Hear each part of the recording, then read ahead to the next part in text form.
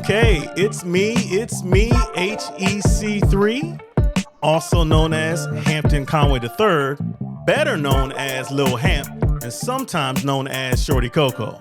And this is the Get Fat Podcast. That's right, Get Fat, F.A.T, which stands for Freedom and Transformation. And so that's what this podcast is all about. Me sharing some of my own personal experiences and learnings and pains and struggles in order to help others find freedom and transformation. And I'm very excited today to have two very special people with me on the podcast. First of all, being my wife, Christen Conway. She's going to be joining us for this very important conversation about holiday grief, about some of those feelings that aren't so good of feelings. And, you know, a lot of people are so excited about Christmas and use all the commercials and all the buzz and everything like that. But it's not always a joyous occasion for everyone. And we want to have a conversation about that. And I have with us Dr. Isabelle Ellis she's going to introduce herself and tell you about herself.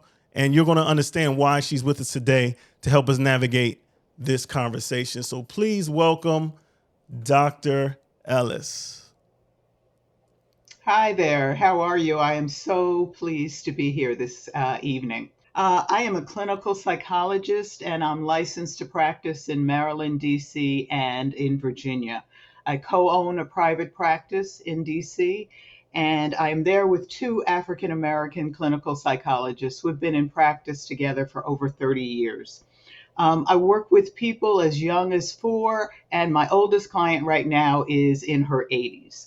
So I work with people of all different ages.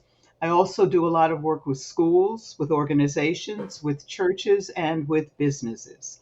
I do individual, family, and couples therapy. I do psychological testing, consultation, and a lot of training.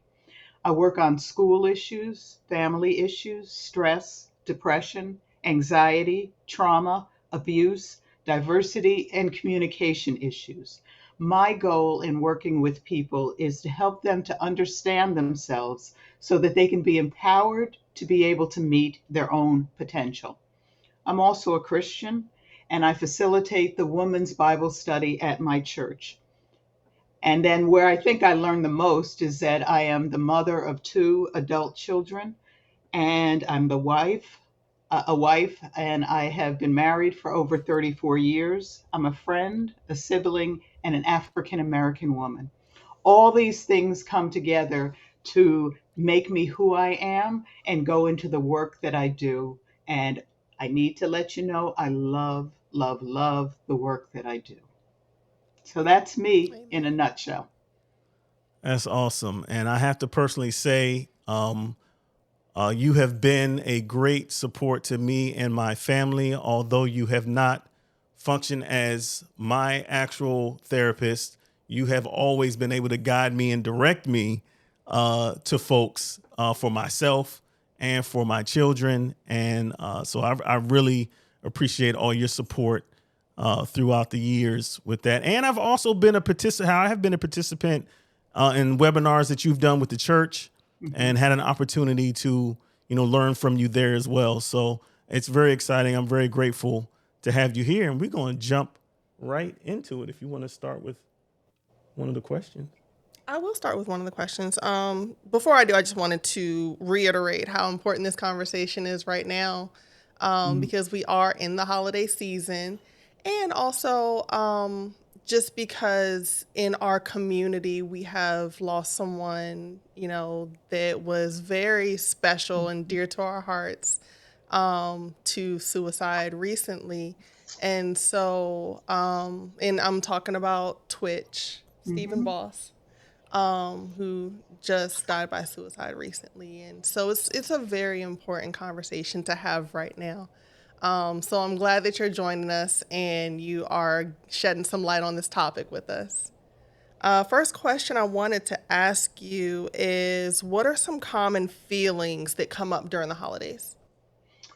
Obviously, I think there is a lot of happiness, a lot of excitement, anticipating Christmas, anticipating getting together with relatives, with friends, with family. Now, of course, that comes as a double edged sword. There's a relative that I don't like. There's a relative that may have abused me. There is the fact that I don't get along with my sibling. So there's a lot of anticipation, a lot of thinking about what happened in the past, what happened in the future. There's also oftentimes people are perfectionistic around the holidays. They want things to be just so. They anticipate all kinds of things, and sometimes it doesn't pan out the way they want. There is perfectionism, there is dread. There's also a lot of sadness, a lot of grief, a lot of loss. Being in a holiday without that person that you love, or being alone and lonely, thinking about the past, anger, fear, depression. You think it's a time of happiness, but suicide actually tends to go up around this time. um, a lot of guilt. So the feelings are just going all over the place, very mixed. And a lot of times there's that smile on the outside, but inside there may be a lot of pain, a lot of fear, a lot of disappointment, a lot of depression. So the feelings are just all over the place for most of us during the holiday season. And a lot of times we don't talk about it. We pretend, we put on that facade on the outside. And that's exactly, I think, what we saw in the media this week. Mhm.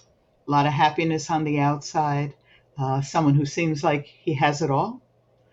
And inside, there's all kinds of things going on that probably none of us or many people didn't even know was going on. So it's a time of a lot of mixture. And how do you think that the pressure to perform and keep that smile on the outside adds to that sense of sadness and depression on the inside? I think performers, I mean, I have a son who performs and, he gets up on stage and he is it. But then he comes home and he still has to take out the trash. You Mhm. still have to do the day-to-day kinds of things. And yet when you're out there, you're smiling, everybody's looking up to you, everybody's expecting this, that, and the other. But inside, they don't really want to know, or few people really want to know. And then there's the fear to show it. And especially with people who are very much in the media, everybody's looking at them, everybody's criticizing, their eyes are rolling, and then they're going to, who knows what they're going to say about them. So it's very, very hard because the distinction, it's feast or famine, it's happiness or sadness. The in between is not allowed oftentimes for people who are in the limelight, and for Absolutely. a lot of us too in our And I was lives. just going to say the same thing. It's not just those in the media, Yes. but parents. Yes. You got to perform at work, you got to Yes. keep it all together with a Hmm. smile. Yes. Yes. Yes. Yeah. Um, there's a unique aspect to all of this that we have encountered over the last few years now, and that is the pandemic. Yes. So Yes. we already had, certain personal and familial issues going on, and then all of a sudden we've got this other huge issue lumped on top of that. How Yes. do how do you think, or what do you have to say about how the pandemic and COVID has attributed to some of what's happening? I think in monumental ways. First, there's all kinds of losses: loss of people, loss of health, loss of our current way of doing things, loss of traditions. All of that leads to a lot of different feelings. Then there are all the different changes in how we do things, who we can be with. And then there's added stress, fear, anxiety, depression. So, on top of what was already there, we have this ongoing COVID situation. It's not just COVID, it's also all the stuff that was going on, the racial tensions, all the stuff that was going on in the media. Um, you know, I don't think a mother who is scared for her African American son is crazy. I think she's realistic. And yet, going to the wrong therapist or whatever, she may be seen as being too much anxiety, crazy. But you walk with that tension all the time, in addition to all these other things. So it's just so many things going on at the same time, and trying to find the balance, trying to find your footing, and your footing has changed. Where we walked is not the same place we walk now. And I'm talking emotionally, spiritually. It's heavy. I want to throw Yeah. in a little teaser before Chris asks the next question, because you made a statement Hmm. just now. You said going to the wrong therapist. Oh, yes. We're not going to get into that now. That's a Okay. teaser for another Okay. conversation we're going to bring you back for. So I just want my Hmm. audience to know, that we want to have a conversation about getting counseling and what that looks like and how to navigate that and choosing counselors and the different types and so on and so forth. So that's a little teaser right there. Hmm. You made my ears perk up when you said that, but go ahead. Um, so when it comes to things like a pandemic or any other kind of crisis, a lot of our forgotten victims are children. Yeah. So how would you say that the holidays and the grief and all the depression and anxiety and fear, how are the children affected by that? The children are affected in a massive, massive way. Anything that could be going on and is going on with adults is also going on with children. In my practice, a day doesn't go by that I don't get several referrals of parents calling in about their children, young children, with massive amounts of anxiety, massive amounts of depression, fear. Is my mother going to die? Is my father going to die? What's going to happen to me? Am I going to get COVID? Am I going to get sick? Um, and they don't know where to put it. And sometimes you'll see them actually very verbally telling you what's going on, or sometimes their behavior says, please help me, help me. And we have to listen to our children. We have to listen to them. Are there any and I want to get deeper into that. So if you said their behavior may say help me, what are some key things as a parent, that we can look for that will alert us that what my child may be going through something? Um, any of the extremes, a lot of regression in behavior, could be acting out. It could be depression. They look sad. Going in there. Now, teenagers typically don't want you in their room, or don't want to be around you. And you have to sort of tread lightly, but you can't just leave them alone either. Mm-hmm. Um, they may have changes in how they're doing academically, not wanting to get involved in different things, acting out in school, a lot of anger, a lot of depression, beating other kids up, bullying, being bullied. Um, just pay attention to your children. Keep them talking, even if they don't want to talk. Find a time that they will talk to you. And there are different times of day and different ways to reach children. It's important that you find a way, or your village. You have to have a village. If your child won't talk to you, then hopefully your child will talk to one of your friends that you trust. You cannot do it alone with your children. You must have a village. And your children need to know, and you have to be able to trust other people and not pretend you have it all together. The friends I have, we all are all messed up, okay? Because that's the only way that we can walk together, because you have to walk with people in order to help yourself, help your family, be real, have fun, enjoy life. Mhm. You said a mouthful right there I, because you can't. You that can't do pressure it. to make it look like you have it all together. And a lot of times kids do feel more comfortable. There's certain things they can't say to their parents. Right, right. They need a safe place to say things, and you have to admit when you're not that person. Right, And it's right. okay. Yes, yes. As long as they're talking to someone who has similar values, and you know they're going to give your child good advice. And you don't have to know what it is, as long as you trust that person. And you have to. do that. Absolutely. So, why are we talking about sadness and grief during the holidays? Because it's rampant. It's it's in our lives.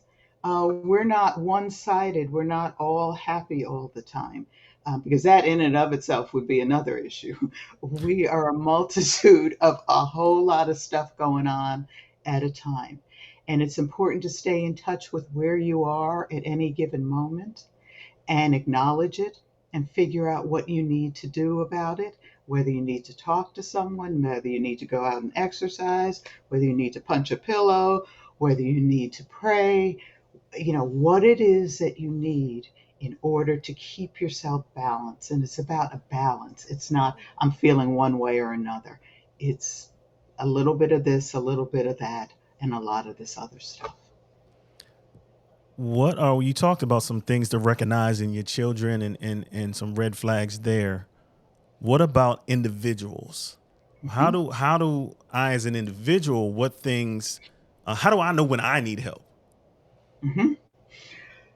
You got to stay in touch with what's going on with you, your feelings. How are you waking up in the morning?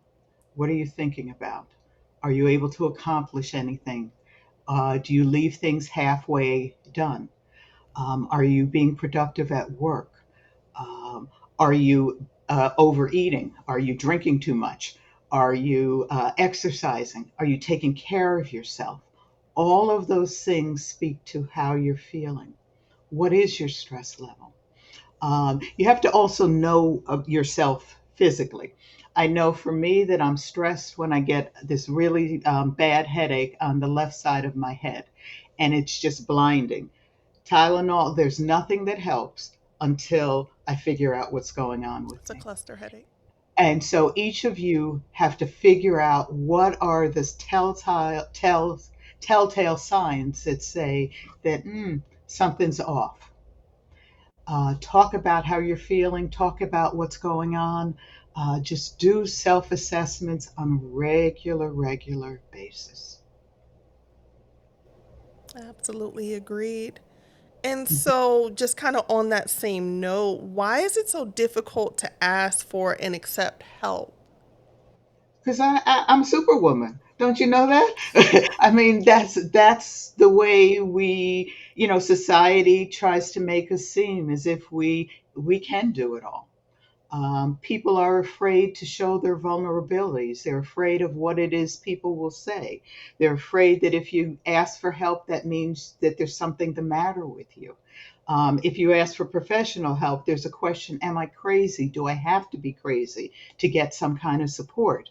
And the fact of the matter is that we need to just make it okay to to say, I need something.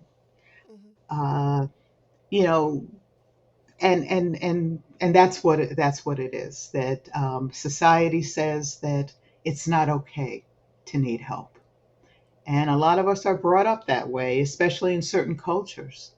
That we don't share our vulnerabilities. We keep it in the family. We keep all those secrets, Mhm. but that's not healthy. Now, I'm not suggesting you go and spread it all over the world, but you do Correct. need to have some people that you can walk with. And if you need some help outside of the family or outside of your close knit, that you're open to getting it. Now, what if I am that close knit friend or the family member and one of my loved ones, says, I need some help? Hmm. What's my first step? What do I do? You say, what's going on? Mhm. Um, Talk to me. See whether they'll talk to you to see what type of help it is that they may need. And then you ask them how you can help them to find what it is they need. Mhm. And what people need more than anything else is, number one, not to be shut down Mhm. when they want to talk or need to talk, and they need you to walk with them. You cannot fix somebody else's pain, but you can walk with them so as they figure out what they need. Mhm. You can pray with them. Be there. Don't run away from it. A lot of us sort of shut each other down because it's uncomfortable to be with somebody who's not feeling good. And it's like, oh, well, let me put a band aid on a chasm. Mhm. It doesn't work. It's okay to cry with them. It's okay to just sit there and be quiet. We think we're doing people a service by saying it's going to be okay. Right, right, right. And it might not be. Right. It might not be. I was thinking about when we were talking about holiday grief, I was also thinking about not just holidays per se, but also significant dates, Yeah, anniversaries. yes, yes, And would you say that, you know, you know, birthdays, whether yes. it's mine or the loved one, Mhm. anniversaries, those type of things bring on the same feelings as the holidays do? They definitely, definitely can. It could be a song that comes on the radio that can trigger. They're called triggers. And they trigger your memory and take you back as if it just happened today. And you have to figure out what it is that you need again to get your balance. It's all about finding your balance and your footing. And that doesn't mean that you haven't mourned the loss. That doesn't mean that you're back there, but you're back there for a moment and then you have to figure out what to do.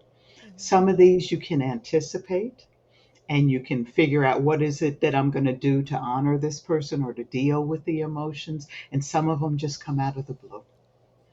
And just acknowledge it. That's where I am right now. I'm going to sit in it for a minute and then I'm going to figure out what I'm going to do about it. You can't walk around pain. You got to walk through it. Mhm.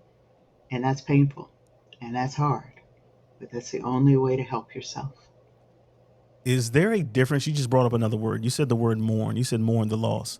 Is there a difference between grief and mourning? Technically speaking, grief is supposedly the feelings that you have, like the anger, the depression, the sadness, and mourning is sort of the process of dealing with those feelings. Okay. Um, but when I sit with someone, they're all there together. Is there a when you're mourning or grieving, Mhm. is are there healthy or unhealthy ways of mourning someone, or is it just personal? However I grieve or however I mourn is how I do it, or is it possible that we could not be mourning or grieving the way we should? Um, Obviously, the far outweighs. You go and you do something illegal or something like that. No, that's obviously not healthy. But each of us mourn, grieve, deal with our loss in slightly different ways. There are all kinds of theories about different stages that we're supposed to go through, and it should take a year and then you're over it. If it was only that simple, it's not that simple. Each of us are slightly different, and it's not that okay, so I lost my mother, but that has nothing to do with the fact that I've had all these other losses also. So it's not simply my mother that I'm sitting here grieving.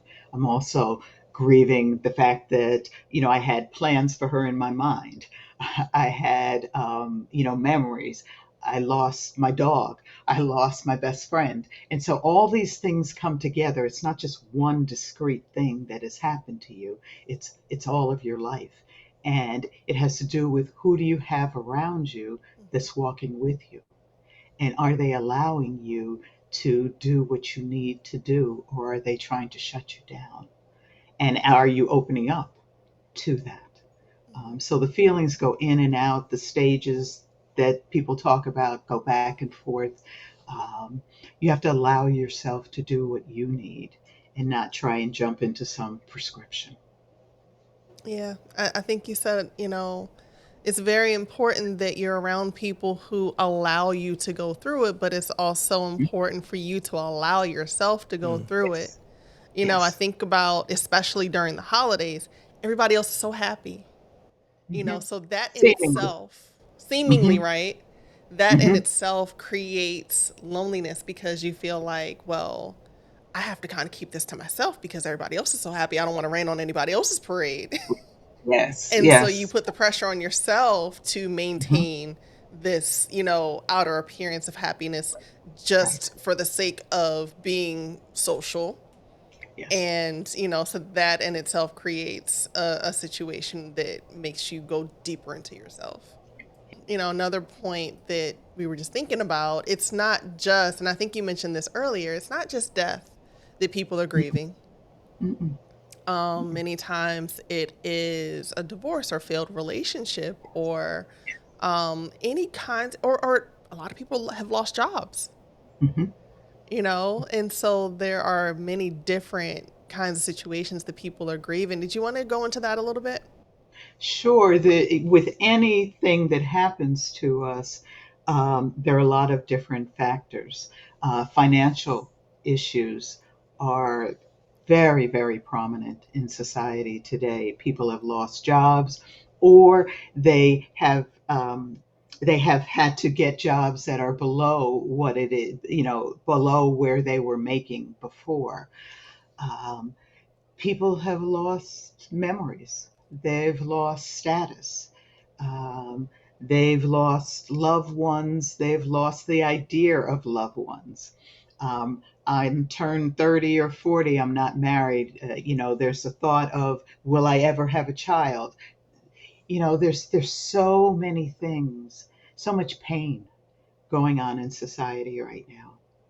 Um, and so all those things come together and you know come together for how we feel. um, it's not one thing by any stretch, and sometimes we don't even know all the different things that are going on. And that's why sometimes when you are in a therapeutic relationship, you're able to sort of peel away the different layers of all the different things that are going on and really understand what's underneath, what's at the core, what are you really, really grieving here. Do you have any final comments, or before I do want to allude to some of the things we're going to have you come back and talk about? But before I do that, do you have any final comments or anything? My final comments are to be kind to yourself. Take, figure out what really is going on, to recognize that it's okay not to be okay. It's okay to have ups and downs, and it's important to seek and allow yourself to have assistance and help, to walk with people and to laugh with people and to enjoy the connection that you can get when you are with others. Allow that connection and encourage that. We all need it. We really do. Happy holidays. And what I mean by that is more balanced holidays. One of the things I neglected to do was, can you share with my audience about where you are with respect to your schooling and licensing and whatnot with respect to what you're doing? I know it's a bunch of acronyms and other things involved, and I always mess them up. So I'm gonna let her do that part. So I recently attended Regent University, and my major was clinical mental health counseling. So I graduated in May, so I am technically a clinical mental health counselor. And the process in Maryland is to begin with what's called an LGPC. So that's a licensed graduate professional counselor.